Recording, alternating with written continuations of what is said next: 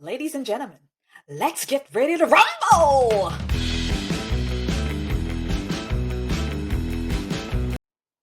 Hello everyone, welcome to the channel. My name is Amanya and this is the Conservative Poet.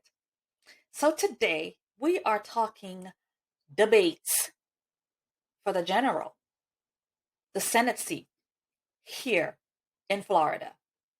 Marco Rubio, Val Demings. The fight. I am going to be taking on the Val Demings persona. Very, very, very excited about that.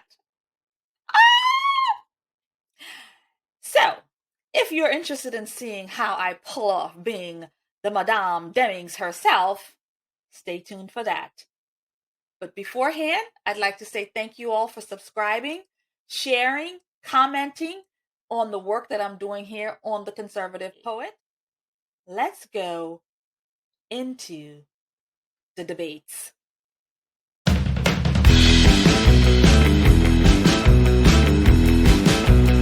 To protect Florida from sea levels projected to rise a foot or more in less than 30 years, while more frequent monster storms threaten our lives and livelihoods. Thank you for having me here tonight. I stand here before you, the daughter of a maid. I have worked and crawled my way through so much to get here. I was the top cop in our police area here in Orlando, Florida, Orange County. And then I went on to be your congresswoman. And now I stand here before you, getting ready to be your next senator. And I thank you for this daughter of a maid. Look at what I've been able to do here in America. So I thank you for this question. Climate change is real. The waters are rising. The storms are getting stronger every day. We don't have the tools that we need to fight climate change. These natural disasters are more and more frequent and more stronger. We need to get a handle on the climate. Now we need to help FEMA any way we can so they can do more research on how we can control the weather, how we can control natural disasters. We have got to do this, or else we won't have a planet. So, I call upon you, fellow Floridians, to take climate change seriously. Because one day, our planet will be gone if we don't take care of our planet. Because climate change is real. Ask about the hurricanes. Unfortunately, if you're in public service in Florida, you won't be here long before you're dealing with hurricanes, and we've done so consistently throughout my time in public service. And unfortunately, back in 2017, we had devastating storms, 2018 as well, and now the devastation and destruction that we're still calculating. Prices for just about everything, housing, gasoline, groceries, are way up. A Federal Reserve Bank of San Francisco analysis shows injecting trillions of dollars in pandemic relief into this economy caused up to 3% of what is approaching a 9% U.S. inflation rate. And it's worse in Florida. What can you do to help families now? Well, I think the first thing we have to start doing is stop kind of money. We had already done 2 pandemic reliefs. This came on top of it. And they were warned. The Democrats were warned by Larry Summers, by other Democrat economists, you do this, you're going to fire up inflation. So that's number one. Number two is we've got to begin to produce American oil again. Why are we begging Saudi Arabia for oil? Why are we begging Venezuela and Iran for oil? We're producing 1 million barrels a day less on oil than we used to do just a couple years ago. Instead, we are depleting our reserves. Our oil reserves do not exist to win elections. They exist to help this country in an emergency or in the midst of a storm. What we cannot do is some of these crazy policies that are coming from the left that Congresswoman Demings has supported. You know, she supported a plan to put a $10.25 tax per barrel of oil, which would have been 35 cents per gallon more for everyone listening here today. We can't do that kind of crazy stuff. It only adds to the inflation. I think it begins by winning this election and getting people like that out of office. To you, you know that is not true. My first term in the United States House, I passed legislation to help law enforcement officers with mental health programs. Your first term in the Senate, you voted to turn Medicare into, basically to abolish it, and then turn it into an underfunded voucher program. And then you gave the biggest tax break to the richest of the rich and said you'd pay for it with cuts to Social Security and Medicare. Running out of time. I'll give you 30. No, this is an important topic. So number one, and we'll fact check it. I'm going to put it on my website now, and all of you can love, the media loves to fact check. There is not a single federal law on the books that she sponsored and got passed. Not one. I think she named 2 post offices. I've done that too. But she's not passed a single federal law. That's number. How dare you? I have done more for the American people than you ever will. I have put in more than just post offices. I have done so much for the American people in my time of service. How dare you? How dare you? How dare you? How dare you? Circumstances of their conception. You've now signed on to fellow Senator Lindsey Graham's bill for a national abortion ban.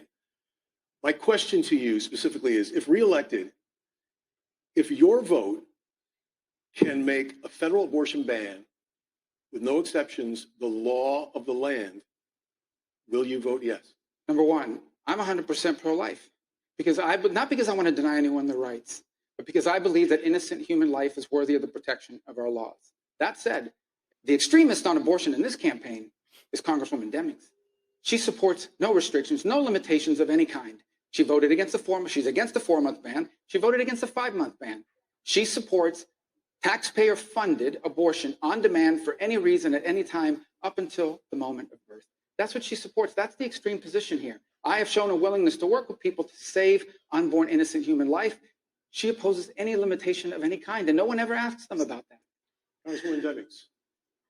Senator, how gullible do you really think Florida voters are? No.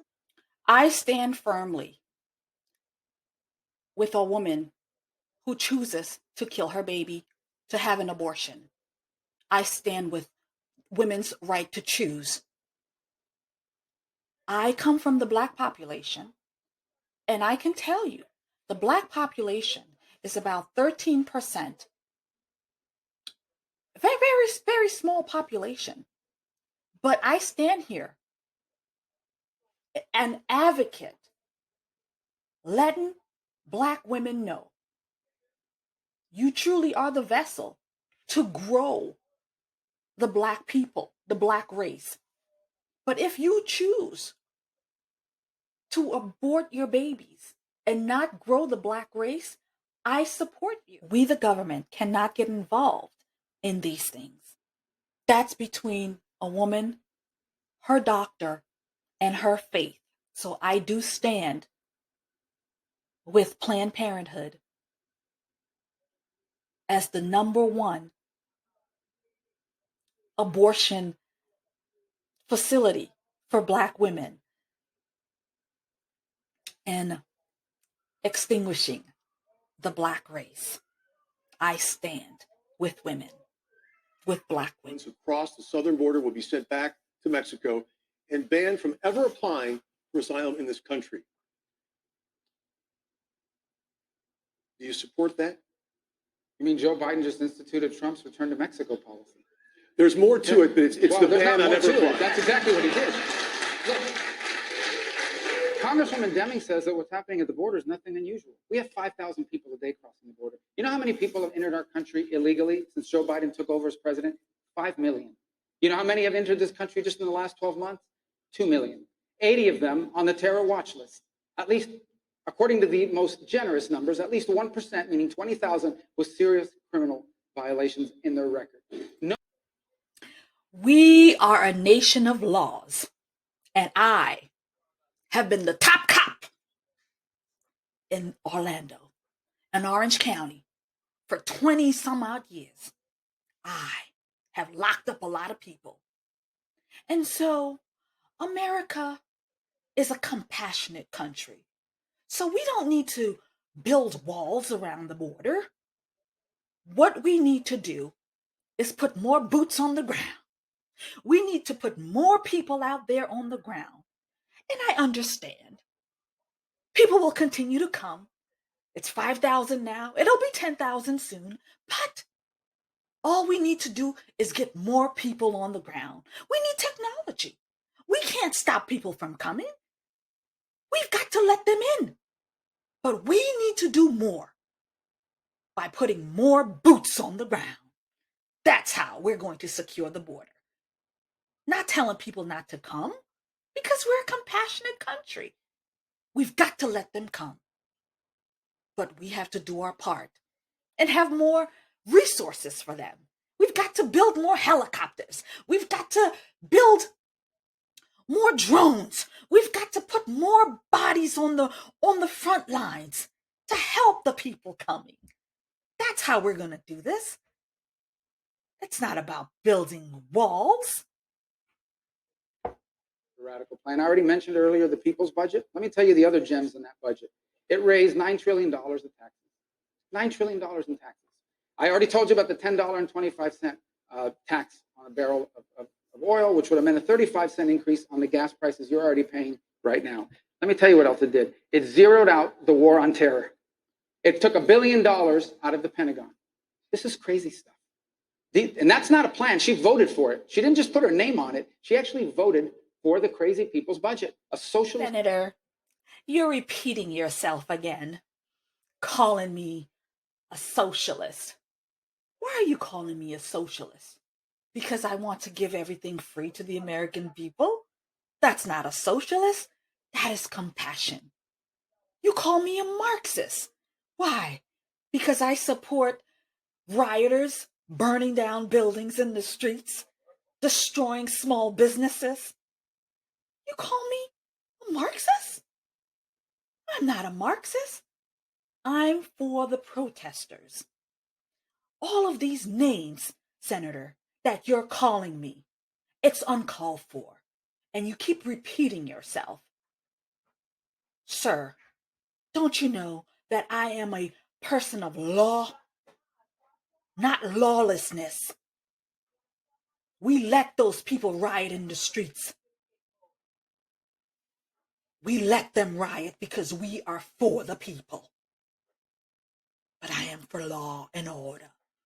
Don't you ever forget that, Senator Rubio. I am for law and order. Which for voting rights is about, again, quote, exaggerated problems and imaginary fears, unquote.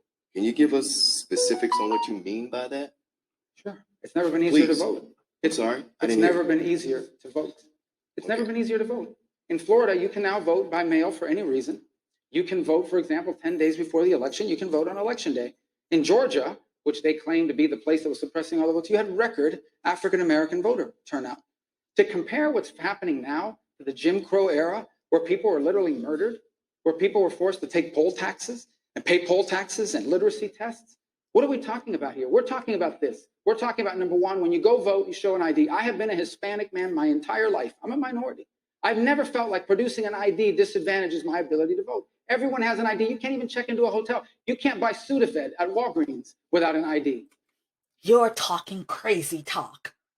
We don't want to take over. The government doesn't want to take over. We just want to help. Now, we want to ensure that the American people is able to vote. And having an ID is a hindrance to them. Why should they have an ID to vote? They don't need an ID. You are trying to suppress vote because not Black and brown people have a problem getting IDs. You are trying to suppress the Black vote. That is exactly what you're doing. We don't need them. We don't want them to have IDs because we want everybody to be able to vote. So what? And you're telling me that you need an ID to buy booze? Our people don't drink booze. They don't need IDs for booze. They don't need it. You're talking to me about that our people need IDs to buy packs of cigarettes. What are you talking? You're talking crazy. The Black population, they don't smoke. Newport 100s? Nah, they don't smoke that. They don't need IDs for that. They don't drink. They don't smoke. You talking about they need an ID to turn in their picket winnings. They don't gamble. They don't play the lottery. They don't need ID for that. So guess what? They don't need ID to vote either. We have to help our Black people. And what you're saying is racist.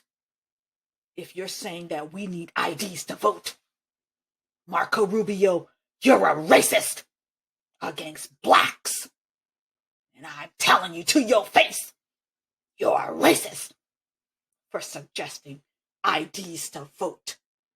As the greatest long-term threat, given President Xi's comments Monday that included threats to Taiwan, what should U.S. policy be with China moving forward from here? If China takes any kind of action towards Taiwan, we're going to have to hold them responsible. We're going to have to do it because that is out of our principles. We are a principled country. We are working for the little people. And so we are the superpower. America is the superpower. We are the superpower. It's not China. It's us. We are the superpower. And if China makes a move, we're going to have to take care of China. We're going to have to hold them to be responsible for what they've done. Anti-China proposal that has been voted on in the last 5 years have been my bill. So much so that China has actually sanctioned and banned me. And I was very upset about that because I had to cancel my vacation in Wuhan. So, but all kidding aside. We are here facing the American people with some serious issues.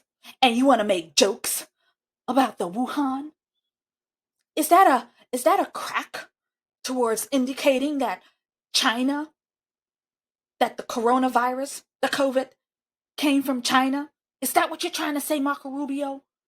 Are you trying to implicate China, Wuhan, in this COVID-19 mess? You better be careful, Marco Rubio, because making jokes like that, you could be called a socialist or a xenophobe. Are you xenophobic towards the Chinese? Are you making jokes, Marco Rubio, about China being involved in the COVID-19 pandemic?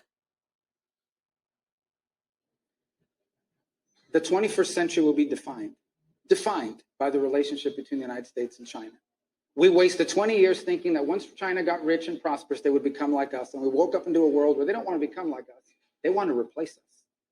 We made one mistake. Number one, we allowed American manufacturing to leave this country and go to China.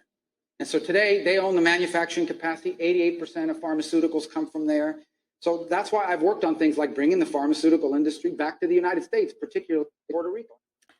Marco, you stand there talking about all of these things. China is a great ally and partner for the American people. I know you all blame them for the COVID virus. But I want you to know, Marco Rubio, that yes, all of our medication is made in China. All of our pills, our food comes from China. Everything that we use comes from China. But it is a better plan to have these things come from China than to have them made here in America. China is a partner and an ally. They have taken a few things from us, it's true. But it's a small price to pay to do business with the Chinese.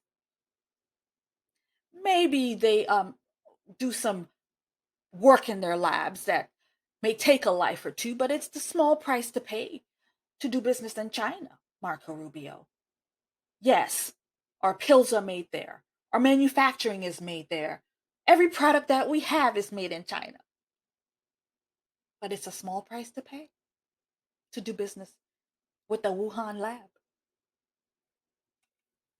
Senator Rubio, how gullible do you think the American people are? America is the land of dreams and opportunity, but not if you're a Black woman